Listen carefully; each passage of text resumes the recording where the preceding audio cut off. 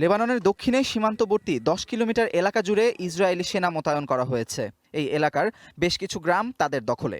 মঙ্গলবার তেল আবিবের মুখপাত্র ডেভিড মেন্সার বলেন, ইসরায়েল তাদের সীমান্তে নিরাপত্তা নিশ্চিত করবে। জানান, হিজবুল্লাহকে সম্পূর্ণ নিরস্ত্র করার আগ পর্যন্ত লেবানন থেকে তারা সেনা সরাবে না।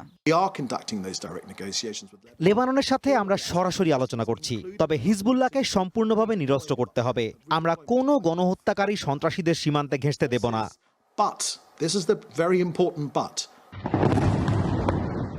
যুদ্ধবিরতি ঘোষণার পরেও লেবাননে হামলা অব্যাহত রেখেছে ইসরায়েল। চলমান হামলায় দেশটিতে ১২ লাখের বেশি মানুষ ঘরবাড়ি হারিয়েছে।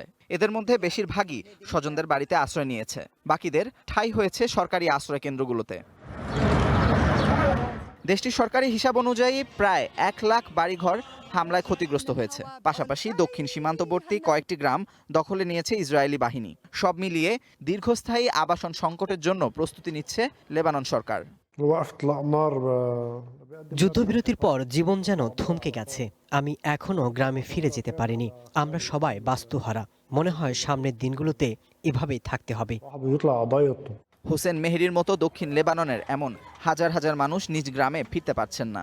মানবাধিকার সংস্থা অ্যামনেস্টি ইন্টারন্যাশনালের মতে, এমন বিশাল জনসংখ্যাকে বাস্তুহারা করে ইসরায়েল আন্তর্জাতিক মানবাধিকার লঙ্ঘন করেছে। তবে তেল আবিবের মতে, সাধারণ জনগণের নিরাপত্তার জন্যই এমন পদক্ষেপ নেয় তারা।